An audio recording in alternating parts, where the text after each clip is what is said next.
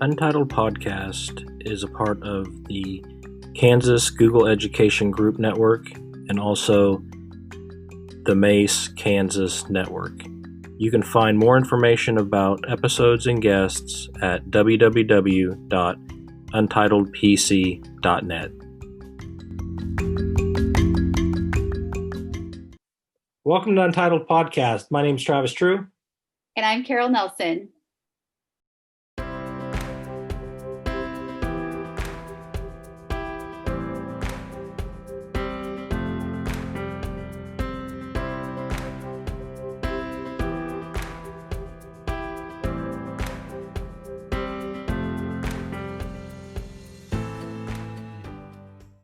Welcome to this episode of the podcast. Today we have Jennifer Mahin from Belleville. She's a technology integration specialist and a kindergarten through fifth grade STEM teacher.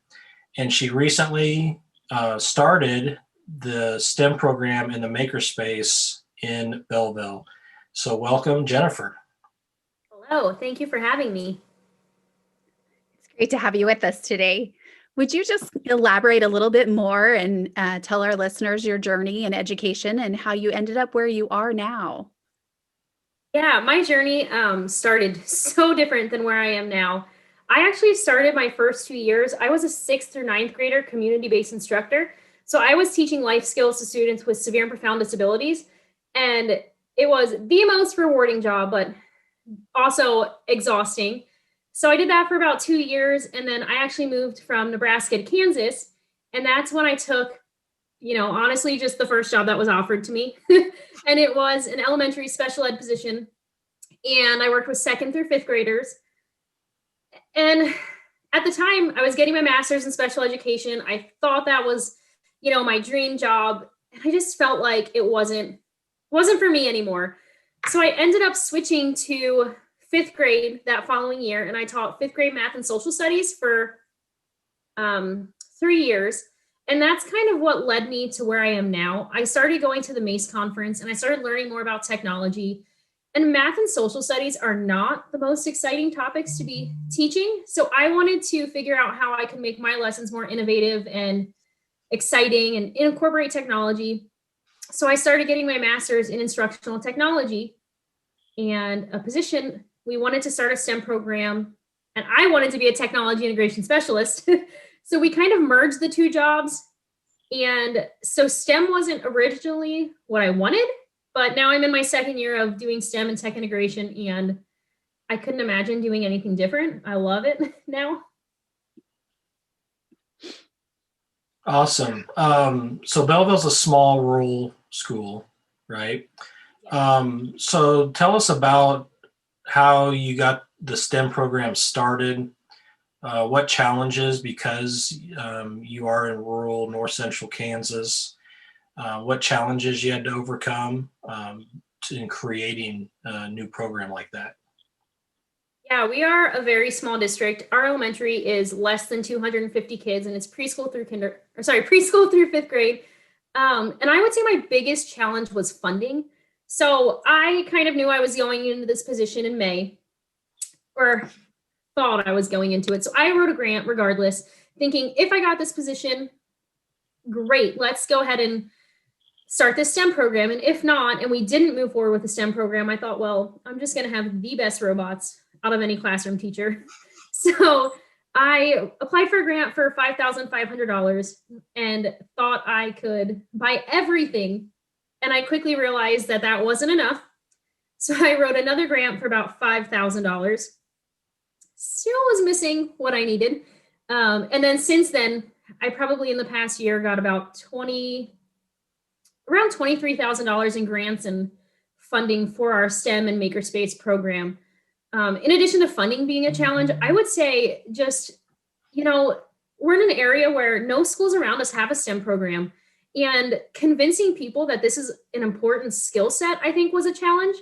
And also showing that there is a use for this in the future. When I'm writing these grants, I had to show that there's a connection, there's a purpose for this. And these kids, can use these skills later on in life. Like I'm preparing them for job skills.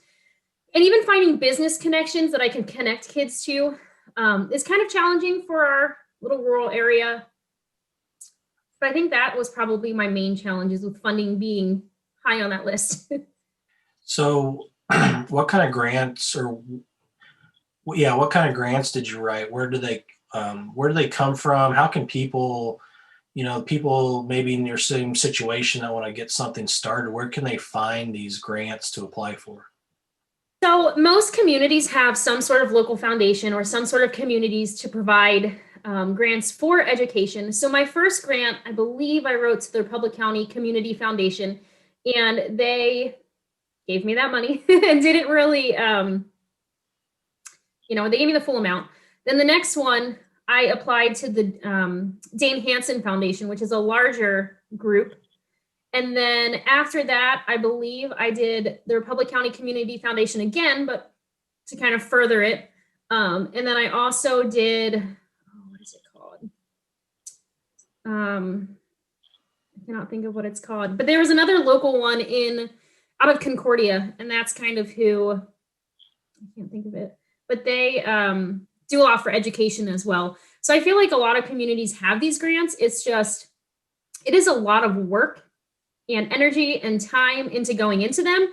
And like conferences, tech conferences, some of those offered grants you can apply for. And I think the hardest thing is there's times I applied for grants and didn't get them. And that was discouraging, but I kind of reworded it, tried again, and showed that I needed it. Don't be discouraged if you don't get it right away. Just keep trying. And Yeah. are there any other hints in do you think getting them accepted, anything specific that you've changed that you would advise? So there was also another one I applied for that was like $15,000, and it was a big nationwide STEM grant. And I got picked as a finalist, and I was like, yeah, I'm going to get this $15,000. And then I didn't. So after that, I kind of looked into what my needs were. And I think one thing that sets us apart is I was showing that we don't have this in our area. Like, this is a new program. And I kind of kept going with, we're rural education. I want to be able to compete with bigger districts. I want to provide my students with opportunities because they're not always going to be in rural. But I want to show them that we have a place for them here, and that these skills that they're learning, you can do this in another school. Like, you don't have to be in a big city to learn these skills. So I feel like putting that stuff in my grant and showing that I wanted to provide opportunities for students in rural Kansas helped. And then with this last one, I showed that a lot of school districts around us are going to Manhattan and bigger cities for hands-on STEM field trip experiences. And I kind of was like, well, why don't we bring those schools to us? So part of that was, hey, let's make this makerspace. Let's open it up to the community. And in the future, let's open it up to surrounding schools who don't have STEM programs, because they can easily come to us. It's closer, and we can provide them those experiences that they would get in larger cities for a fraction of the cost and time. So that was kind of how I tied a lot of it in, that this will help the community. This will help our county. This will help other schools grow and not just us. Yeah, I like that you've opened it up to the community, but let's dial it back just a little bit to how did you even get started with your makerspace and getting it set up? Good question. So when we were awarded that $15,000 grant, or not awarded, when we were recommended to it, I was like, what am I going to spend $15,000 on? I don't need $15,000 for my STEM classroom unless I'm getting like a storage unit put outside for my stuff. So we talked about, we have an extra classroom. What if we created a makerspace? What if we created a space for students to go to with their classroom teachers and get that hands-on experience outside of my class? So that was kind of where we came from with that. And I wanted it to be things that students didn't necessarily do in my classroom. And I also wanted to provide those teachers with lessons and ways to incorporate that in their room. So that's kind of where that idea came from. It was kind of on a whim, and then we didn't get that $15,000 grant, and I was kind of set on it. So I had to write more grants now to get my makerspace because I wanted it. I love your commitment to it. Well, if I'm going to do it, I'm going to do it right. What educational advantages with having the makerspace do you think that has brought to your teachers and staff and even to the community?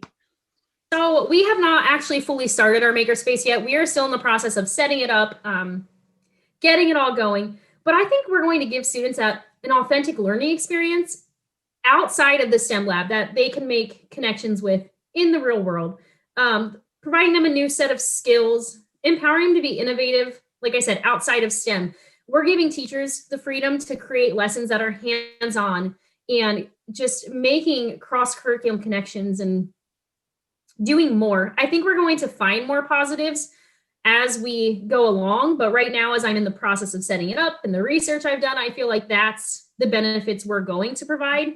Hopefully it's more. So, yeah. I saw you had posted on Twitter. You got how many 3D printers did you get? We have got 3 new ones, so we're up to 4. And my goal is we're starting a STEM club, and we are in rural Kansas. We do not have money flowing into our STEM program. And I want kids to be able to be in that classroom as much as possible. So my goal with the STEM 3D printers in the STEM club was we could start some sort of little entrepreneurial business, and the funding from that, the revenue from whether we're making 3D prints to support our community, ornaments, keychains, if it's Father's Day, let's make some golf tees. And the revenue from that can go back into our STEM program and help us build our makerspace in the future and maintain these projects in these classrooms. So I mentioned I saw that on Twitter. You're very active on Twitter. Where can people find you? What's your handle on Twitter? It is Genosaurus Tech. It's fun. So but I feel like that platform has been super helpful too. As a new STEM teacher, I think your advice to me, Travis, in the beginning was follow the people you want to learn from, the people you want to be like, whatever. And that has been so helpful because I've been able to make connections. And I think from those connections, people will be like, here's a lesson. Try this with your kids. What? You don't know how to use this? Here, let me help you. And that has been the most rewarding, just to gain information from teachers who know what they're doing. Unlike me some days. Tell me about meeting Matt Miller. So we were at TCEA, and obviously I'm a big fan. And he was like, "You're Genosaurus Tech," and I was like, "You're right, I am." I literally think that's how it happened. I don't think there was any. Twitter. I don't think there was like 30 minutes that went by that whole week that we were down there together that Jen would say, "Oh, where's he going to be?" Looking at the schedule, trying to figure out where he was going to be, because that was her number one goal going down there, was to meet Matt Miller, and she did get the meeting and got a book, and all was right. That made the week right there. That did. So you are very active on Twitter. You're a great follow. You share a lot of good things. One of the things that you do share a lot is about Flipgrid, and you're very active with Flipgrid. So for those that are listening that don't know what Flipgrid is, can you kind of explain, what that tool does, how you use it, and then why do you use it? What advantages are there to using it? Yeah, so Flipgrid is a video discussion platform that has so many features beyond that. You can do screen recording, you can do QR codes, you can do literally anything with that. I started using Flipgrid when I taught 5th grade math and social studies because assessments were not always fun. Reviewing for math and social studies was not always ideal. So I started using Flipgrid mainly as a tool of formative assessment. I would post questions on there and have students explain on a whiteboard how to show their work. And at the time, they didn't have like the interactive whiteboard on there. Now they have a whiteboard Blackboard feature where you can use math symbols and draw, and you can literally show how to solve problems. So I was doing this with my 5th graders, and these videos were just on math. And my students went home after school those days and spent hours upon hours watching math videos. I mean, they would just watch them. So I'm like, granted, yeah, they're probably watching them because they think it's like a YouTube or they're bloggers now, but they were also learning and sharing what they know. And it was great to see my shy, quiet students really blossom and build relationships. And, I heard things from those students that I hadn't heard all year. So it was a great resource for formative assessment. And then since then, I kind of blossomed with it and wanted everyone to use it. So we used it for parent teacher conferences, and we printed the QR codes, and the parents could scan them, and their students, it's augmented reality. So their students could pop out and be explaining what they wanted their parents to know in parent teacher conferences. And we did this with kindergarten up to 5th grade. So then I got the book, The Interactive Class from the Merrills, and they had a lesson in there where you could put the Flipgrid AR codes into your lesson plans. And being a STEM teacher, I taught 6 different classes a day. It was crazy. You had to set things up every day. So when I actually went to TCA last year, I put those QR codes right into my lesson plans. And I recorded things like, this is where you find stuff. This is how you set it up. This is how anything you wanted to know, I had it in there so they could scan. And they could stop the video, rewind it, and watch any part they needed. So that was helpful. And now with doing STEM, I have a lot of students present using Flipgrid, and we can attach the QR code to their projects. So if I have 3rd through 5th grade, we were making a pumpkin elevator at one point. So we printed out the QR codes, put them on the pumpkin elevators, and they could take iPads around and scan each code. So they were, collaborating across grade levels and teaching each other. It's been fun. And in the hallways, like I'll do interactive displays. So all different QR codes. And I've caught our custodian going by and scanning it and watching the videos, parents, or it was fun for kids to drag their parents down to my end of the hallway and, scan my video. You have to watch what we've done. And it's just been a great way to empower students, to give them that voice, to let them share what they're doing. And I've had kids do like how-to tutorials to share different technology tips to show younger students. So I said a lot about it, but it's been pretty versatile in the STEM lab. And I think it can be used with any grade for any topic. And yeah, it's great. Yeah, it's I really like it. I try to use it for professional development, for session feedback. I'm going to use it this semester I'm teaching a class for Washburn, and so as a supplement to the writing, we're going to be doing some Flipgrid reflection and responses, and because sometimes you just can't get your thoughts down on paper like you can as you're just sitting there talking. And so like I said, there's thousands of ways to use it. You're doing a great job. And then I recommend that everybody who's listening follows you on Twitter, because like I said, you share some really great things that you're doing and that other people are doing around with Flipgrid, with STEM, with everything else. One final question that we've asked this of everyone that we've had on the podcast, just to kind of see what everyone has taken away from this time of teaching during COVID, and something that you would carry forward and continue. I think I have 2 things. The first one is when we first went remote, whatever the situation was, I think what I heard so many teachers saying is how hard it was for them to continue to build relationships with their kids, to do that stuff now. And I have students currently that I'm teaching in person and remote at the exact same time. So I think that's kind of a misconception, because I feel like if you have the right tools and resources, you can still build those connections. And hate to go back to Flipgrid, but Flipgrid was one of those ways where I felt like students could share so much with me, and I could still see their personality, and I could comment back and leave video, and they could show you whatever they wanted. And I think just knowing that you can build relationships with students, whether they're face-to-face or not, that was one of the big takeaways. And the second would be just that you got to make your lessons innovative and engaging. whether you are in person or remote. And I think this time has taught a lot of people some more innovative ways to teach lessons. And I know even for myself, that's something that I'm going to continue to do and hope that my other teacher friends continue to do.